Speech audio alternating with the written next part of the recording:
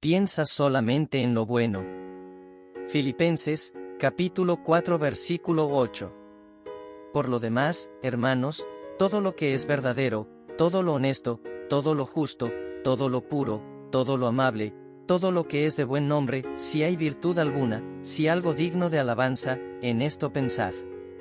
En un video anterior hablamos sobre esa manera en que vivimos la mayoría de las personas, esa especialidad que desarrollamos en observar con lupa los errores ajenos y minimizar sus virtudes. Y comprendimos que el mundo también es un experto en ello, en desaparecer los miles de aciertos y virtudes, y enaltecer las equivocaciones, para colgar una etiqueta a las personas por ello. En México existe un dicho que dice, mata a un perro un día y toda la vida serás conocido como el mataperros. El mundo se especializa en no olvidar los errores, en maximizarlos y colgarte una etiqueta en la frente con el nombre de tu error. Y muchos de nosotros vivimos también de esa manera.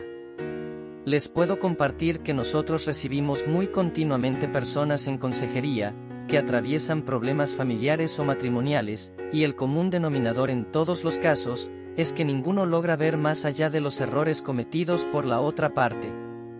Y cuando les pides que dejen de observar los errores y te mencionen 3 de sus mayores virtudes, se sorprenden muchísimo, se detienen, lo analizan, pero les cuesta mucho trabajo encontrar alguna.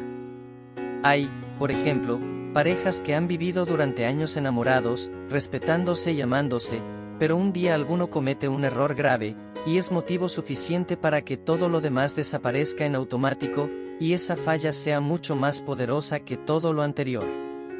Pero, cuando estudiamos a los más grandes hombres y mujeres de la Biblia, nos podemos dar cuenta de que, en realidad, la historia no los recuerda por sus fallas, defectos y errores, sino que son recordados mayormente por sus aciertos y virtudes. Cuando se habla de David, por ejemplo, nadie piensa en él como el hombre adúltero que observaba bañarse desnuda a Betsabé en secreto, y que planeó la muerte de un hombre inocente para poder robar a su esposa. Cuando pensamos en David, nuestra mente nos trae al hombre que Dios se ha encargado de presentarnos, aquel que es conforme a su corazón, al amado, al valiente, al rey de Israel. Aquel que ha sido tan grande, que cuando Jesús pisó esta tierra, las personas lo llamaban, Hijo de David, pues es parte de la genealogía directa de Cristo. O cuando se habla de Elías, por ejemplo, lo primero que viene a nuestra mente es el gran profeta, aquel que hizo descender lluvia, el que resucitó al hijo de la viuda, que venció a 400 profetas y los degolló, el que no murió físicamente, sino que Dios lo elevó al cielo en un carruaje de fuego. Nadie lo etiqueta por sus errores, cuando pensamos en él, nadie hace referencia a sus múltiples luchas, nadie lo llama cobarde por huir despavorido ante la amenaza de Jezabel, nadie se avergüenza de él por ser incrédulo en el momento de su prueba, caer en depresión y hasta llegar a tener pensamientos suicidas. Y así podríamos ir con cada uno de los personajes bíblicos. Abraham, por ejemplo, es históricamente recordado como el padre de la fe, nadie lo recuerda como el cobarde que negó a su esposa, e iba a permitir que el faraón se acostara con ella por miedo a que lo mataran. A Pedro se le reconoce como el fundador de la iglesia actual, la piedra sobre la que se construyó la iglesia, aquel gran predicador que en una sola ocasión convirtió a 3000, el que entregó su vida al evangelio hasta la muerte en crucifixión. Nadie dice, ah sí, Pedro el traidor y cobarde que negó 3 veces a Jesús. Y es que Dios nos ha dado ejemplo de cómo debemos observar a las personas, nos da una instrucción muy clara en la que nos pide que observemos primordialmente lo bueno en ellos, que busquemos lo verdadero, lo amable, lo justo, lo de buen nombre, las virtudes, y pensemos solamente en ello. Que decidamos voluntariamente ignorar lo malo, y permitamos a Dios que sea Él quien se encargue de trabajar en esos problemas y los solucione.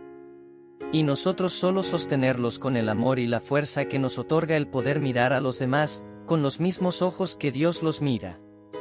Y es que es muy triste que las personas no logremos hacer esto a tiempo, nos pasamos años y hasta décadas negándonos la oportunidad de poder convivir y disfrutar con nuestros seres queridos, porque hay algún error del pasado que se interpone.